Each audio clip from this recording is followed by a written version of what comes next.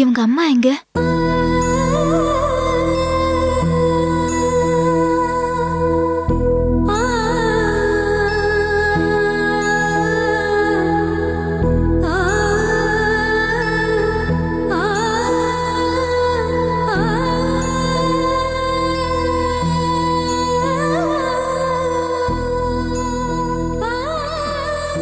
எங்க அம்மா சாமி கிட்ட போயிட்டா.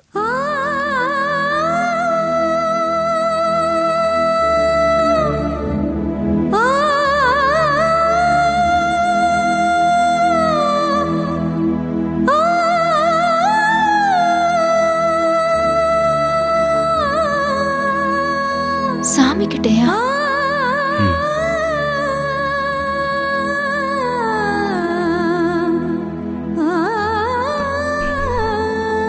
உமா, நீ எதையும் மனசு போட்டு குழப்பிக்காத.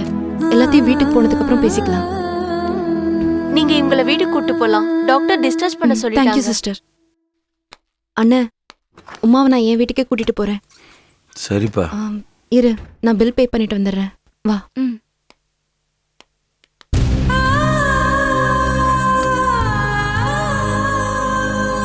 என்னம்மா? என்ன? அச்சச்சோ.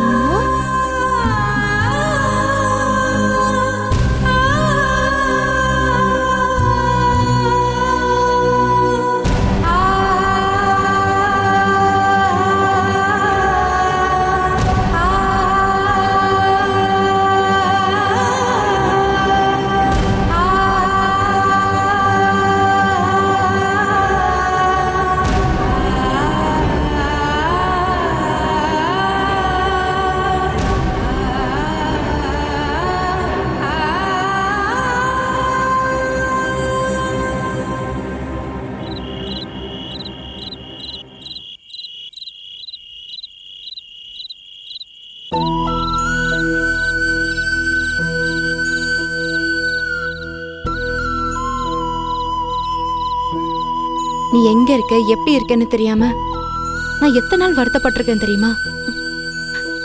ரோட்ல நடந்து போகும்போதெல்லாம் நம்ம உமா நம்ம எதிர்க்க வந்துட மாட்டாளான்னு நான் அவ்வளோ ஏங்கி இருக்கேன். ஏன் பேப்பர்ல விளம்பரம் கொடுக்கலான்னு கூட யோசிச்சிருக்கேன். இன்னைக்கு கடவுள் நேரடியா உன்னை என் கையில ஒப்படைச்சிருக்காரு. நீ பேச்சு மூச்சு இல்லாம என் முன்னால கிடந்தது. நான் தொட்டு தூக்கின உடனே உனக்கு மூச்சு வந்தது. நீ பொழைச்ச முன்னாடி இருக்கிறது, இது எல்லாமே ஒரு கனவா இருக்குமா? நீ முன்னாடி இருக்கிறத என்னால இன்னும் நம்பவே முடியல. நம்ம யாரை ரொம்ப நேசிக்கிறோமோ, எங்க போய் சேரணும்னு நினைச்சிட்டு இருக்கோமோ, அங்க கொண்டு போய் காலம் நம்மளை சேர்த்துடும் போல இருக்கு. நான் கடல்ல செத்து போயிடாம, எங்கேயோ கரை ஒதுங்கி சின்ன பின்ன ஆயிடாம உன் கையில கிடைச்சிருக்கேன் பாரு. கடவுளுக்கு தான் நான் நன்றி சொல்லணும். என்னாச்சுமா? நீ ஏன் கடல்ல விழுந்த? எனக்கு தெரிஞ்சு நீ ரொம்ப தைரியமான பொண்ணு, எதையும் எதிர்த்து போராடுறவ. இப்படி கடலெல்லாம் விழுந்து தற்கொலை பண்ணிக்கிற அளவுக்கு நீ ஒன்னும் கோழை இல்ல. நீ எப்படி இந்த முடிவுக்கு வந்த? தாமரை, பெரிய சந்தோஷம் இல்லைன்னாலும் ரொம்ப வருத்தம் இல்லாம போயிட்டு இருந்த என் வாழ்க்கையில எனக்கு உங்க அண்ணன் இல்லைன்னு ஆனதுக்கு அப்புறம், நீங்களாம் எனக்கு தொடர்பே இல்லாம போனதுக்கு அப்புறம் நான் ரொம்ப அப்செட்டா இருந்தேன். எனக்கு வாழ்க்கை இருண்டு போன மாதிரி ஆயிடுச்சு. அப்பதான் எனக்கு சென்னையில குழந்தைங்க காப்பகத்துல வேலை கிடைச்சது. அப்போ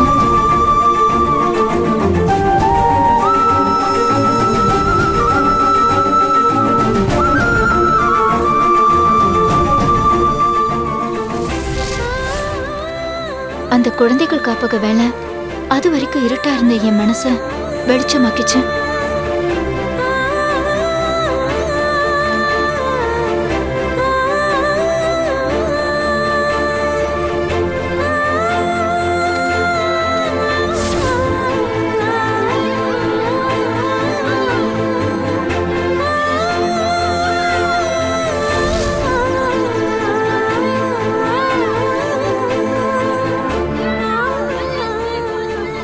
அந்த குழந்தைங்களை சாப்பிட வைக்கிறதும் படிக்க வைக்கிறதுன்னு நான் என் வாழ்க்கையை அவங்களுக்காகவே அர்ப்பணிக்க தயாராயிட்டேன்.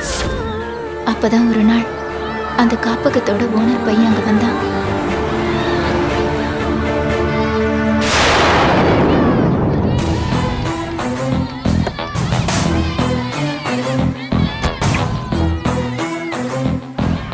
வாங்க சார், வாங்க. என்னம்மா என்ன சார்லாம் கூப்பிட்டுக்கிட்டு கால் மீ வினோத். எனக்கு குழந்தைங்க, என் ஃப்ரெண்ட்ஸை தவிர வேற யாரையும் பேர் சொல்லி கூப்பிட்டு பழக்கம் இல்லை சார். அப்போ என்ன ஃப்ரெண்டா நினைச்சுக்கோ. பரவாயில்ல சார், நீங்க எனக்கு பாஸா மட்டும் இருங்க, அது போதும். எப்போ கிட்ட வந்தாலும் விலைக்கு போறியே, எப்போ நீ கைக்கு வந்து சேருவ? சார், என்ன சார் யோசிக்கிறீங்க? ஒன்றும் இல்லைம்மா, உங்ககிட்ட ஒரு 5 நிமிஷம் பேசணும். பேசலாமா? ம், பேசலாம் சார். அது ஒரு அஃபிஷியலான பேச்சா இருக்கும்னு நினைச்சுதான் அவர் கேட்டதுக்கு நான் பேசலான்னு சொன்னேன். ஆனா அந்த பேச்சு வேற மாதிரியா இருந்தது. சார்,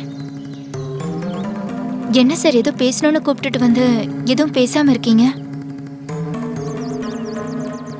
ஒன்றும் இல்லைம்மா, எங்கள் அப்பா எனக்கு எவ்வளோ சொத்து சேர்த்து வச்சிருப்பாருன்னு நினைக்கிறேன். ஐடியா இல்லை சார். சும்மா ஒரு தோராயமாக சொல்ல முடியுமா? ஒரு 100 கோடி இருக்கும்னு மற்றவங்க பேசிக்கிறாங்க. நான் என்ன படிச்சிருக்கேன்? எம்டெக். குட். உமா, நான் ஸ்கூல் காலேஜ் எல்லாமே கோஎட் தான் படித்தேன். நான் படித்த ஸ்கூல்லையும் காலேஜ்லேயுமே நிறைய அழகான பொண்ணுங்களாம் படித்தாங்க. எனக்கு என்னமோ அவங்க யாரையுமே காதல் பண்ணணும்னு தோணவே இல்லை. நம்ம லைஃப்பில் காதல் கத்திரிக்காலாம் கிடையாதுன்னு சொல்லி நினச்சிட்டு இருந்தேன்னா நேராக அப்பா அம்மா பார்க்குற பொண்ணை கல்யாணம் பண்ணலான்னு நினச்சிட்டு இருந்தேன். அப்போ தான் நீ என் ட்ரஸ்ட்டுக்கு வேலைக்கு வந்த.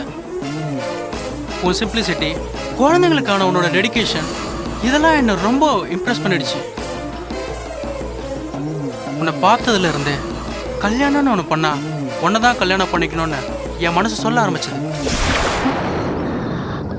நீ மட்டும் சரின்னு சொன்னா நான் என் அப்பாட்ட பேசி உடனே கல்யாணத்துக்கு ஏற்பாடு பண்ணிடுவேன். உன் அந்தஸ்தோ உனக்கு யாரும் இல்லைன்றதோ எங்கள் அப்பாவை டிஸ்டர்ப் பண்ணாது. அப்படியே டிஸ்டர்ப் பண்ணாலும் நான் கவலைப்பட போகிறது கிடையாது. எனக்கு உன்னோட சம்மதம் மட்டும்தான் வேணும். அது மட்டும் இருந்துச்சுன்னு வை, இந்த உலகத்தில் எல்லாரும் எதிர்த்து நின்று உன்னை கல்யாணம் பண்ண என்னால் முடியும். சார், தயவு செஞ்சு என்னை மன்னிச்சிடுங்க. நான் ஏதாவது உங்களை தொந்தரவு பண்ற மாதிரி நடந்திருந்தா நான் மனசார மன்னிப்பு கேட்டுக்கிறேன். நான் யாரையும் கல்யாணம் பண்ணிக்கிற சூழ்நிலையில இப்ப இல்ல. எனக்கு யாரையும் கல்யாணம் பண்ணிக்கிறோங்கிற எண்ணமும் இல்ல. தயவு செஞ்சு என்னை விட்டுடுங்க சார். நான் இந்த காப்பகம், இந்த குழந்தைங்களோட இப்படியே சந்தோஷமா வாழ்ந்துடுறேன். அம்மா, என்கிட்ட என்ன இல்லை? அறிவு இல்லையா, அழகு இல்லையா, பணம் இல்லையா? என்னையே வேணாங்கிற? உங்ககிட்ட எல்லாமே இருக்கு சார். ஆனா எனக்கு தான் யாரையும் கல்யாணம் பண்ணிக்கிற தகுதி இல்ல. தயவு செஞ்சு என்னை விட்டுருங்க. உங்களுக்கு ஏதாவது பாஸ்ட் இருக்கோம்மா? அதனால தான் என்ன வேணான்னு சொல்றீங்களா? அத எதை பத்தியும் நாம இப்ப பேச வேண்டாம் சார். ப்ளீஸ், தயவு செஞ்சு இந்த பேச்சை இதோட நிப்பாட்டி இல்லாம. ஓகே ஓகே, உனக்கு இஷ்டம் இல்லைன்னா வேண்டாம். நான் கம்பல் பண்ண மாட்டேன். ஜஸ்ட் என் மனசில் இருந்த விருப்பத்தை உங்ககிட்ட சொன்னேன், அவ்வளோதான். Okay Uma, carry on. நான் அதிர்ஷ்டம் இல்லாதவன் சார். உங்களுக்கு நிச்சயம் ஒரு நல்ல பொண்ணா கிடைக்கும். நீங்க அவங்கள கல்யாணம் பண்ணிட்டு ரொம்ப சந்தோஷமா இருப்பீங்க. ஓகே, நீ சொல்றபடியே நடக்கட்டும். தேங்க்யூ. நான் வரேன் சார். அவ ரொம்ப ஜென்டிலா சொன்னான். அதனால அந்த பிரச்சனை அதோட முடிஞ்சிடுச்சுன்னு நினைச்சு நான் அடுத்த வேலைக்கு போயிட்டேன். ஆனா அவ அப்பவே அடுத்து என்ன செய்யலான்னு திட்டம் போட்டிருப்பான் போல இருக்க.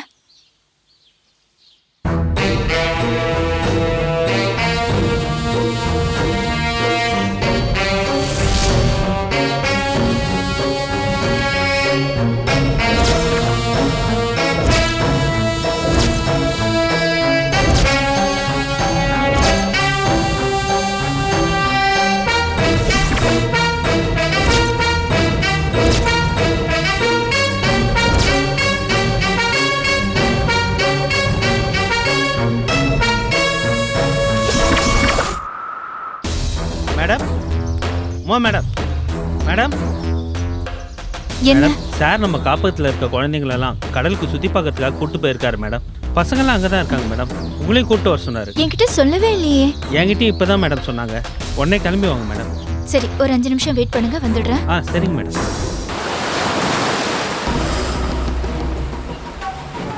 வினோத் சார், வா உமா. எங்க குழந்தைங்கெல்லாம் காணோம்? அவங்களா? அவங்க முன்னாடி போன போட்டில் போகணும்னு ஆசைப்பட்டாங்க, அதான் அமுச்சு வச்சிட்டேன். உனக்காக தான் நான் வெயிட் பண்ணிட்டு இருக்கேன். வா நம்ம போட்டுக்கு போகலாம்.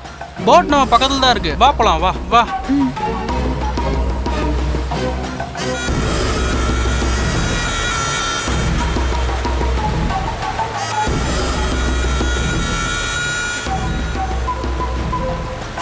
என்ன உமா, குழந்தைங்கள தெரியா? குழந்தைங்க இங்க இல்ல, அவங்க ஹாஸ்டல்ல தான் இருக்காங்க.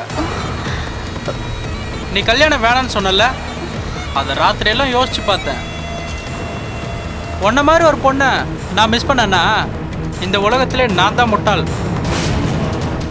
உன் கழுத்தில் நான் தாலியை கட்டி உன்னை எனக்கு மனைவியாக்கணும்னு நினைக்கிறேன். அதனால தான் நீ தப்பிக்கவே முடியாத அளவுக்கு இந்த கடலுக்கு கூட்டு வந்திருக்கேன். நான் பண்ணுறது தப்பு மாதிரி தெரிஞ்சாலும் நான் உனக்கு எவ்வளோ பெரிய உதவி செய்கிறேன்னு போக போக உனக்கே தெரியும். தயவு செஞ்சு இந்த தாலியை ஏற்றுக்கோ. வினோத், உங்களுக்கு என்ன பைத்தியமா பிடிச்சிருக்கு? நான் உங்களுக்கு எத்தனை வாட்டி சொல்லியிருக்கேன், எப்படி எல்லாம் படிச்சு படிச்சு சொல்லியிருக்கேன். அப்பெல்லாம் கேட்கிற மாதிரி இருந்துட்டு இப்போ நடு கடல்ல கூட்டிட்டு வந்து தப்பு தப்பா பேசிட்டு இருக்கீங்க. நான் உங்களை மட்டும் இல்ல வினோத், யாரையுமே கல்யாணம் படிக்க முடியாது. என் வாழ்க்கையில கல்யாணத்துக்கு இடமே கிடையாது. தயவு செஞ்சு என்ன விட்டுருங்க வினோத். ஏன் உமா அவ்வளோ ஈஸியாக விடுறதுக்காக உன்னை கடல்ல இவ்வளோ தூரம் கூட்டு வந்தேன்? இங்க இருந்து தப்பிச்சு போறதுக்கு உனக்கு ஒரே ஒரு வழிதான் இருக்கு. அதை நான் கட்டின தாலியோட தான் நீ போகணும். அப்படி இல்லாம நீ போகவே முடியாது. வினோத், உங்களுக்கு இருக்கிற வசதிக்கு நீங்க யாரை வேணாலும் கல்யாணம் படிக்க முடியும். உங்க படிப்புக்கு, அறிவுக்கு, அழகுக்கு அழகான பொண்ணுகள்லாம் பரிசல்ல நிப்பாங்க. உங்களுக்கு முன்னாடி எல்லாம் நான் ரொம்ப சாதாரண வினோத். தயவு செஞ்சு என்ன விட்டுருங்க. உனக்கே தெரியுதுல்ல நான் எந்த அளவுக்கு வசதியானவன்னு. உனக்கே நல்லா தெரியுதுல்ல. ஆனா ஏன் புத்தியா பாரு, உன்னை தவிர யாரையுமே நேசிக்க மாட்டேங்குது. மனசெல்லாம் உமா உமான்னு துடிக்குது. தயவு செஞ்சு உமா என்னை கல்யாணம் பண்ணிக்கோ. உன் பாஸ்ட் என்ன வேணாலும் இருக்கட்டும், அதை பத்தி எனக்கு கவலையே கிடையாது. வா, வாழ்க்கையில இது வரைக்கும் நீ நினைச்சே பார்க்க முடியாத வசந்தத்தெல்லாம் நான் உனக்கு காட்டுறேன். உன்னை வசந்த மாளிகையில நான் குடி வைக்கிறேன்.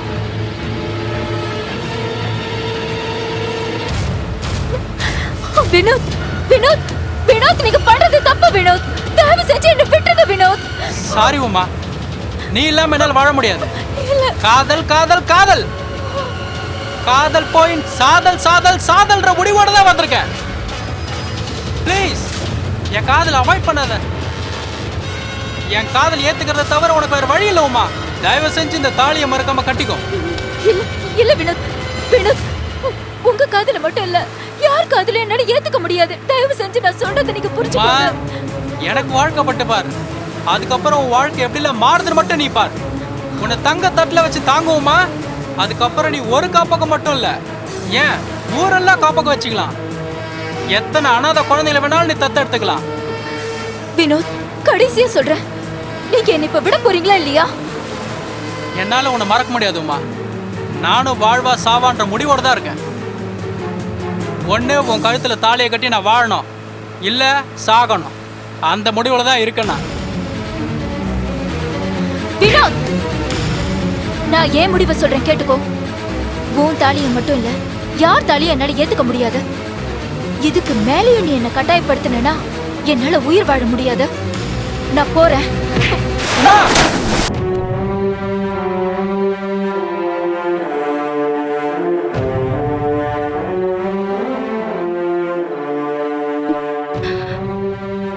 உனக்கு நடந்ததை நினைச்சு எனக்கு என்ன சொல்றதுன்னே தெரியல உமா. ஒரு பக்கம் இந்த நிலைமைக்கு உன்னை ஆளாக்குன அந்த முட்டாள நினைச்சு எனக்கு கோவம் வருது. ஆனா இன்னொரு பக்கம் அவனாலதான் நீ என்கிட்ட மறுபடியும் வந்து சேர்ந்திருக்கேன்னு நினைக்கும் போது எனக்கு ரொம்ப சந்தோஷமா இருக்கு. இங்க பாரு உமா, இனிமே நீ எங்கேயும் போவேணாம், எப்பவும் என் கூடவே இருக்கணும். உனக்காக மாடியில ஒரு ரூம் இருக்கு, அதை நான் உனக்கு ரெடி பண்ணி கொடுத்துட்றேன். நீ என்ன செய்ய விரும்பினாலும் அதெல்லாம் இங்க இருந்தே செஞ்சுக்கோ. மறுபடியும் என்னால உன்னை பிரிய முடியாது உமா. தாமரை, உன்கிட்ட வந்து சேர்ந்தது எனக்கு சந்தோஷமா தான் இருக்கு. ஆனா எனக்கு ஒரே ஒரு ரிக்வெஸ்ட். எனக்கு தங்கறதுக்கு இடம் மட்டும் வெளியே பார்த்து கொடுத்துற. இது நீ புருஷன் மாமியார்னு இருக்கிற வீடு. நாம இங்க சேர்ந்து இருக்கிறது சரியா இருக்காதா? இன்னொரு விஷயம், நான் ரொம்ப நாளாவே தனியாவே இருந்து பழகிட்டேன். தனியா இருக்கிறது தான் எனக்கு இப்பெல்லாம் பிடிக்குது. தயவு செஞ்சு எனக்கு தனியா ஒரு இடம் பார்த்து கூட. என் வீட்ல அப்படிலாம் இல்ல உமா. நான் எது செஞ்சாலும் என் வீட்டுக்காரர் எதுவும் கேட்க மாட்டாரு. என் அத்தை எனக்கு மாமியார் இல்ல, அவங்க எனக்கு அம்மா. இது பாரு, உனக்கு இங்க எந்த குறையும் இருக்காது. ப்ளீஸ் என் கூடவே இருந்துரு. நீ என்ன செஞ்சாலும் ஒண்ணுமே கேட்காத உன் புருஷன், அம்மா மாதிரி பாத்துக்கிற மாமியார், இதெல்லாம் கேட்கும்போது எனக்கு ரொம்ப சந்தோஷமா இருக்கு தாமரை. உன் நல்ல மனசுக்கு கடவுள் உனக்கு நல்லதை செஞ்சிருக்காரு. அது அப்படியே எப்பவும் நிலைச்சு இருக்கட்டும். ஆனா எனக்கு தனியா ஒரு வீடு பார்த்து கொடு ப்ளீஸ் தாமரை. நான் அங்கதான் சந்தோஷமா இருக்க முடியும். சரி, நீ சொல்றதுல எனக்கு இஷ்டம் இல்லதான். இருந்தாலும் நீ ரொம்ப கேக்குறதுனால நான் அப்படியே செய்யறேன். ஆனா நீ என் பக்கத்திலேயே இருப்பல, எனக்கு அது போதும். வா.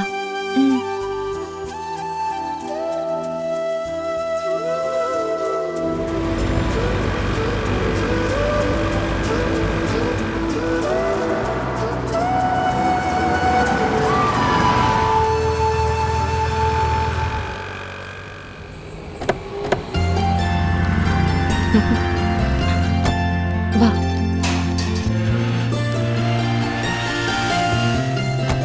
வா உள்ள வாங்க. வசந்தி, வாங்க மேடம். வாங்க மேடம். வா. இவங்க தான் உமா, என் Hello. ஃப்ரெண்ட். உங்க ரூம்ல தங்க போறாங்கன்னு சொன்னல, அது இவங்க தான். வாங்க மேடம். நீங்க எங்க கூட தங்குறதுல எனக்கு ரொம்ப சந்தோஷம். மேடம்லாம் சொல்ல வேண்டாம். என் பேரு உமா. நீங்க 2 பேரும் உமானே கூப்பிடலாம். உமா, இவங்க 2 பேரும் நம்ம கம்பெனில தான் ஒர்க் பண்றாங்க. தனியா இங்க வீடு எடுத்து தங்கி இருக்காங்க. ஆக்சுவலா ஒரு ரூம்மேட் வேணும்னு கேட்டிருந்தாங்க. நீயும் வெளியே தங்கணும்னு ஆசைப்பட்ட, அதனாலதான் இவங்க கிட்ட கேட்டேன். இவங்களும் ரொம்ப சந்தோஷமா சரின்னு சொன்னாங்க. ம். நான் உங்களுக்கு எந்த தொந்தரவும் கொடுக்க மாட்டேன். நீங்க தொந்தரவு கொடுத்தாலும் பரவாயில்ல, நாங்க அட்ஜஸ்ட் பண்ணிப்போம். மேடம், எங்களுக்கு ஆபீஸ்க்கு லேட் ஆயிடுச்சு, நாங்க கிளம்புறோம். சரி, இந்தாங்க ரூம் கீ. வாங்க. வரோம் மேடம். பாய் உமா. உமா, நாங்க இந்த வீட்ல தான் ஏற்கனவே வாடகைக்கு குடியிருந்தோம். உனக்கு இந்த ரூம் பிடிச்சிருக்கா? ரொம்ப நல்லா இருக்கு. சரி, நீங்க இரு, நான் பக்கத்துல போய் திங்ஸ் எல்லாம் வாங்கிட்டு வரேன். புடி. வேண்டாம் தாமரை, நான் போய் வாங்கிட்டு வந்துக்கிறேன். இது புது இடம், உனக்கு பழக்கம் இல்லைல்ல. நீங்க இரு, நாங்க போய் வாங்கிட்டு வந்துடுறோம். வா மல்லிகா, உட்கார். இதோ வரோம்.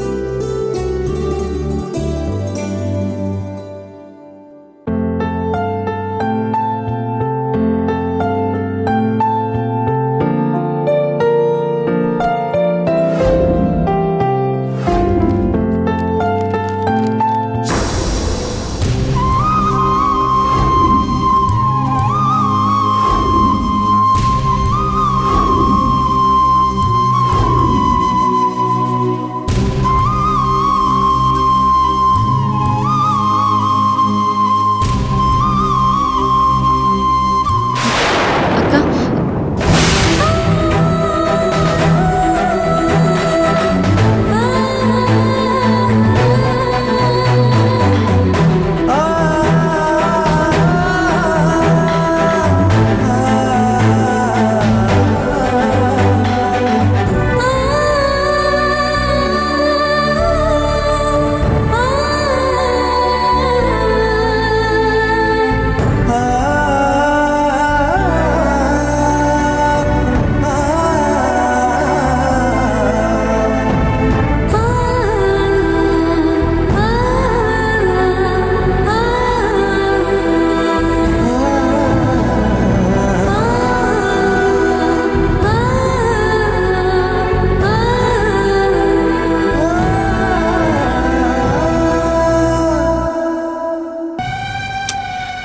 அண்ணனும் உமாவும் கல்யாணம் பண்ணிக்க முடியாம போனதுக்கு என்னென்னமோ காரணம் இருக்கு மல்லிகா. என்னென்னமோ நடந்தது